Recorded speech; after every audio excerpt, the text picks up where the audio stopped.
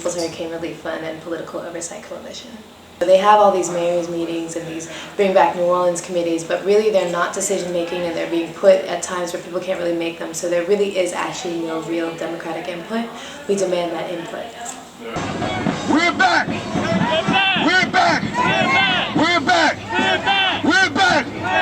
We're back! We're back! We are strong people, and the strength that we mustered to save ourselves during the storm is the kind of strength we have to muster to press this fight on.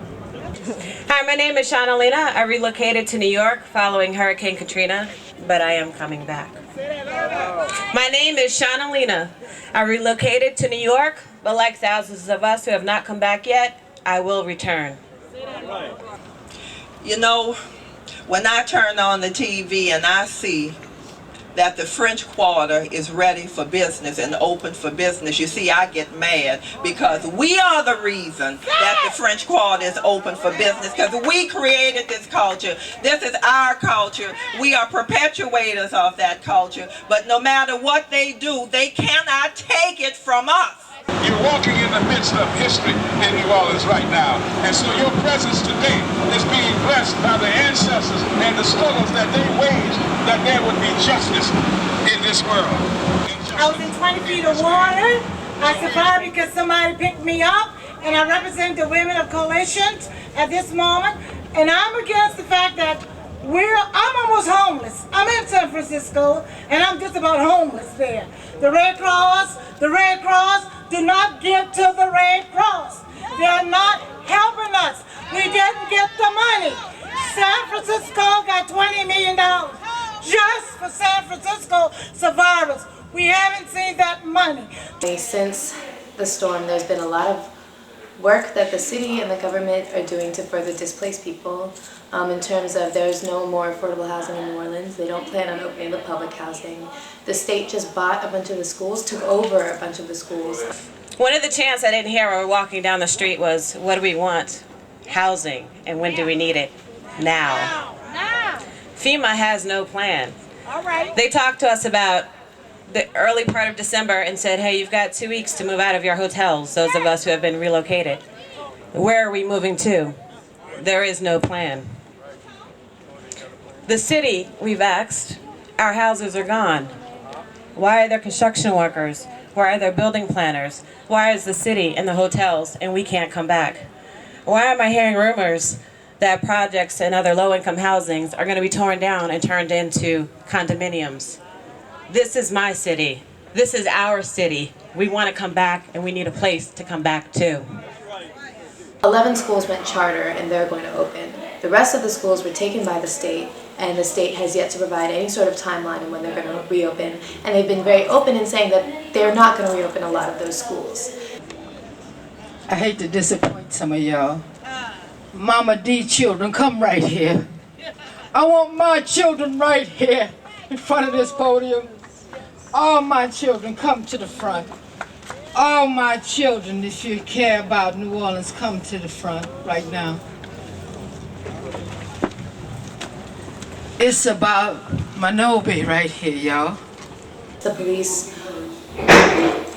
are out of control in terms of their profiling, the way they treat people, the beatings. I cannot walk down the street. Every single time that I go out flyering, I have at least 5 to 10 people tell me about some sort of police abuse that they have suffered, either abuse or harassment. They're planning on spending just as much on the budget of Orleans Parish Prison as they did last year in a population that's 1/10 of the size with virtually no crime. Sitting in front of you with the Rasta hat on is Artegas Coleman. He's the coach of the downtown district champs from Stalin Park. He was beaten, kicked, and Sandy, where are you, baby? Sandy, where are you, baby? Sandy was with him on the day this happened with another young man. People have come here from all the world, New Orleans. Y'all know I can get explicit. I'm gonna try to be all right with this. It's all right, Mama D. It's all real. I don't know FEMA. I don't give a damn about FEMA. You didn't lose everything. You're standing here with me now. We've cleaned, we've talked, we've hugged, we've cried, we've fed, we're building. Who the hell you waiting on? Ain't nobody coming. They never came. You've been watching too much television. Let's get real. We don't need a damn house. All of them belong to us. Come home, New Orleans. Come home, New Orleans. We have two words. No Mardi Gras. How can we have Mardi Gras and we out all across the country and everything like that? No Mardi Gras. Not until we get back to New Orleans.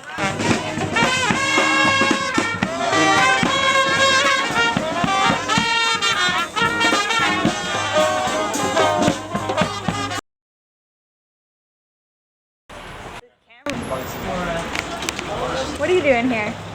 Biking to this film. What film is that? It's called Walmart, the High Cost of Low Prices.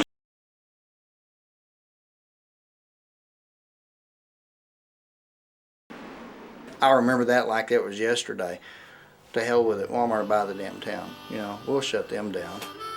And we used to drive through towns going 6 months, 3 months, 6 months of when we'd be closing them. You drive up all the way up to New York City on Route 80. You can pull off at Clarion or any of those towns up there, and you'll see a Walmart up on the hill. You'll see a Perkins, maybe a Burger King. And then you'll drive farther into the town, and you'll see an empty town. It looks like a neutron bomb hit it. They don't get it. When we start talking about quality of life, they start talking about cheap underwear. I keep saying you can't buy small town quality of life at a Walmart, but they don't sell it. But once they steal it from you, you can't get it back at any price. I followed my footsteps through the sparkling sands of her diamond deserts. I used to be a Walmart shopper, but until I realized what was behind the smiley face was tax subsidies, unfair business practices, offshoring of jobs. It woke me up. Why would the largest corporation in the world, with $10 billion in profits last year, need subsidies? Despite the obvious arguments against it, the state subsidized 2 Walmart distribution centers in 2004. It's not as if Walmart is struggling financially and needed a boost. Retail giant Walmart is encouraging its workers to go on welfare. Instead of paying for its employees to have health benefits, she says Walmart is making the government take care of it. In Florida, Walmart has more employees and family members eligible for Medicaid than any other company.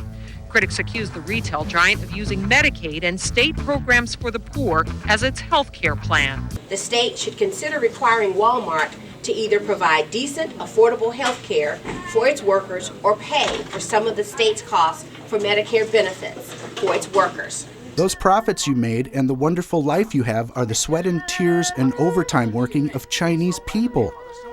If one day I encounter a lady who just bought a toy from Walmart, I'll say, "Respectable customer, respectable Walmart customer, do you know why you can buy such a cheap toy from Walmart? That's because we workers work all day, every day and night."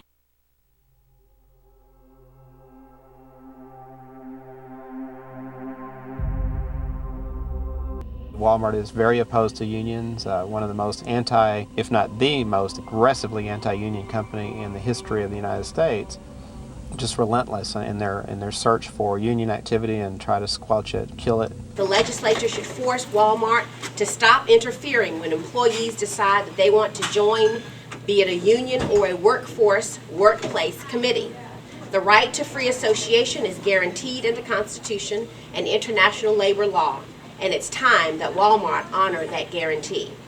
This week, the Justice Center is releasing a new report that shows that the average living wage in North Carolina is $12.32 per hour for a family of 4, 2 adults and 2 children.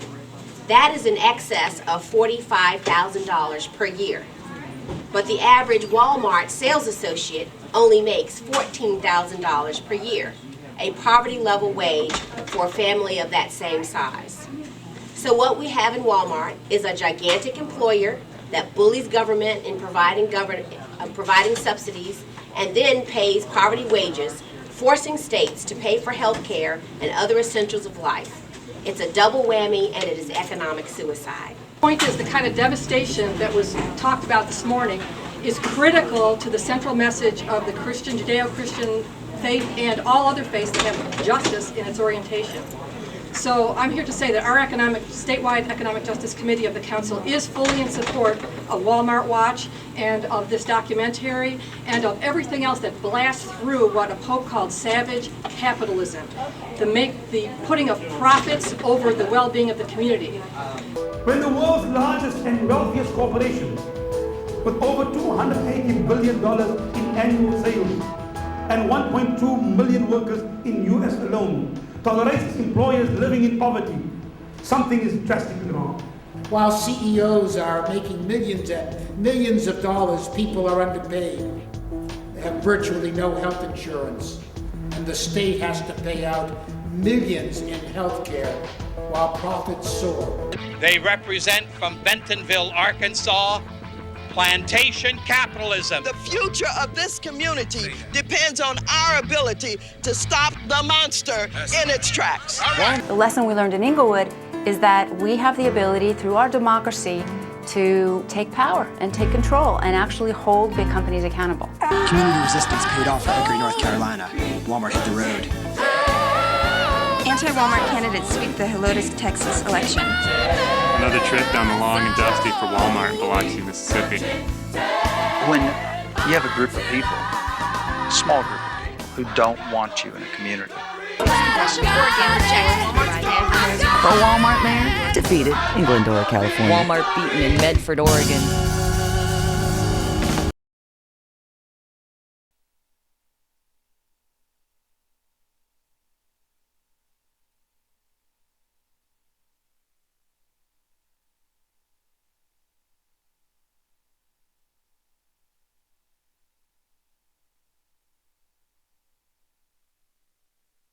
What was your motivation? I'm sorry, I'm kind of behind on this, but what was your motivation for wanting to reveal Israel's nuclear Welcome to the club.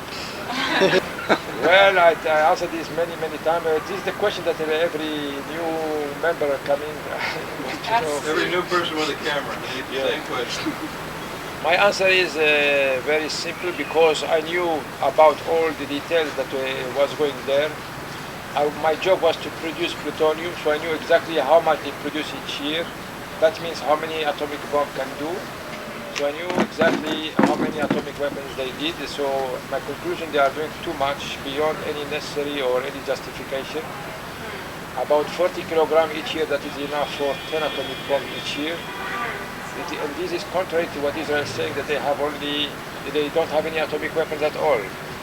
So I'm working and producing materials for 10 atomic weapons each year. But much more worse, I start working in producing new materials for hydrogen bomb. That is much more powerful weapons that can destroy a big city with millions of people. And I decided such information should be published to prevent the future nuclear war, to let the world see the danger of nuclear proliferation in secret.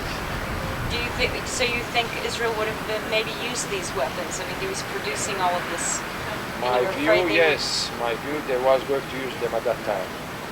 At that time it was in secret, at that time it was Cold War. And the Israelis was able already want to use them, because after they use them, no one can take them from them. They have now they are not able even to admit they have atomic weapons, because they will have problems with the United States, Congress, Senate. So they're openly denying it still to this day? Denying still, that is very strange. After all my publication, and putting you in prison for 18 years. And sentence me and saying I have a secret, they say they don't have anything. But now everyone know exactly what's going on here. Maybe George Bush don't know. Because George Bush looking in atomic weapons in Iran, in Iraq, not in Israel. But how do they justify holding you, since it's been what, 18 or 20 years since you actually worked in the nuclear industry, right? They claim that I still have some secret I didn't reveal 18 years ago, 19 years ago. And I told them I was in London 1 month, speaking all the time with the Sunday Times, revealed all the secrets. But they claim I still have secret, and the judge believed in them. So some people said even if I know something after 19 years it's not worth anything anymore. The world has been changed. What about your house arrest? What are they doing with that? Nothing is changed. I mean, I'm on a state arrest, not house arrest. State arrest. Okay, I'm sorry. So they didn't change this restriction. They make them a little bit worse. They say, don't speak about nuclear issue to anyone, including the Israelis, and don't go to the territories. Make it very clear. And when are they going to look at that again, review it again? Next year, every year. Every April? Every year. So are you talking to anybody? But we are going to the Supreme Court again to challenge them, but I don't expect much. Because they already threw them 1 year ago, so they can throw them immediately. So are you talking about nuclear issues? I'm continuing to speak and speak, with not stopping speaking. And they are not doing anything. They charge me in court, we'll see. I'm challenging them by speaking. Because all what they say in the court is that I'm speaking to foreigners, not that I'm revealing new secrets. So if only what I'm doing is speaking to foreigners, I can defend myself that I have the right to speak to everyone. Not to say this one is foreign, I cannot speak to him. I'm speaking. They know about it very well.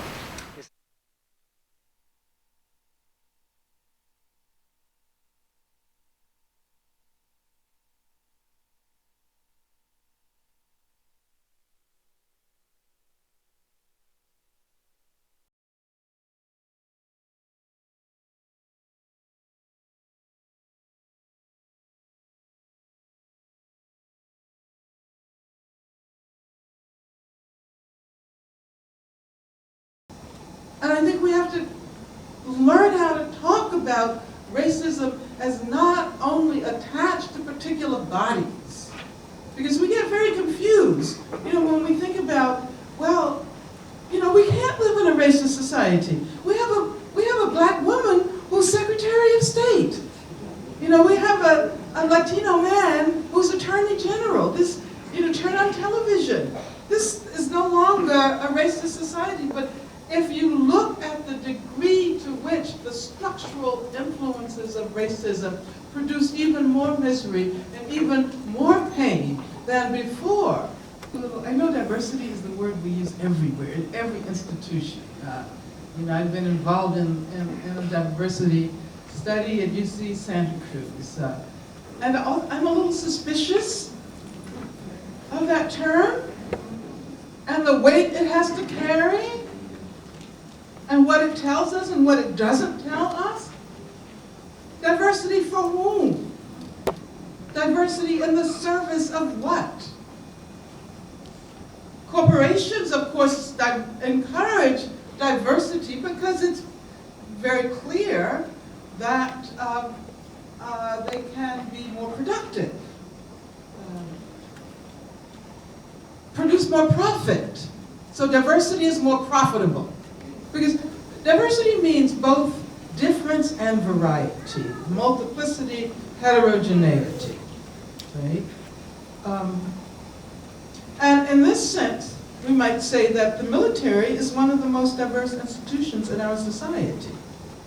And we might say that throughout the world, prisons disproportionately hold people of color. And I'm always shocked that I get a sense of deja vu, that I see the same people in prison in Sweden that I see in prison in California. Of course, it's in Sweden, it's immigrants, it's people from Africa, from Turkey, from the Middle East. In the Netherlands, it's people from South America, but also people from the former colonies. So we're talking about from the West Indies and from Asia, who, as a result of structural adjustment connected to the globalization of capital and the reign of of the World Bank and the IMF and all of these institutions that have basically forced so many countries in Africa and Asia to move their resources away from social services, away from housing, away from education, away from health care, and to put them in profitable places. And so what happens is that people who have not historically lived in a cash economy and who are not able to find jobs become garbage. They become social detritus. And the U.S. teaches everyone in the world that what you do with people like that is you put them in prison. And that's why there are over 2 million people in prison in this country. In virtually every state in this country, the prison system is in a lot better shape than the school system. Right? And as a matter of fact, what is happening increasingly, particularly in poor communities, is that the school system begins to model itself along the lines of the practices and the regimes of the prison system. So you have the same disciplinary technologies that are used in these prison institutions that get incorporated into, that actually begin to displace education. So that in schools, the concern is much more about discipline than it is about giving kids an opportunity to develop a love for learning and knowledge.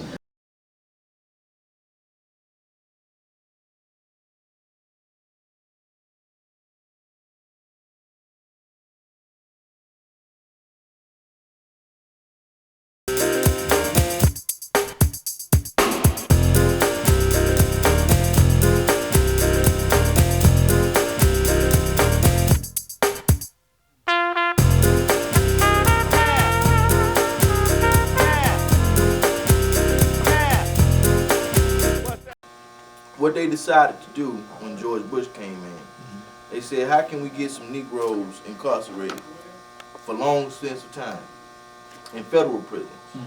And I guess if I was to follow the money trail, I would find that somehow somebody's getting paid through federal dollars to incarcerate black men. Oh yes. That black on black violence is really something that is manufactured, encouraged, ordained, facilitated, encouraged by the political, economic system of which we are part, the white domination system. Only that justice system. The justice system. Call it criminal justice. That's a very good name for it. The criminal justice system. During Hurricane Katrina, in the midst of Hurricane Katrina, they still had the nerve to have Natalie Holloway on TV.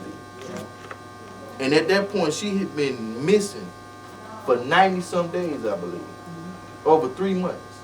And they still, you got 25,000 black people in an area with no food and water, dying and starving for the world to see. Dead people in wheelchairs, dead people on the ground, babies dehydrated. But you still have the audacity to show Natalie Holloway. You see what is happening in France? Yeah. People are getting tired of that. But you see, I believe in America that is least likely to happen because you have some white men with black skin who are living good. Yes. All right? So therefore, they are keeping those in the bottom, with illusions and fantasies that where it's possible. Colin Powell can do it. Oprah can do it. Condoleezza Rice is in the White House. You can do it too. So that is keeping us so distracted from doing what we are supposed to do.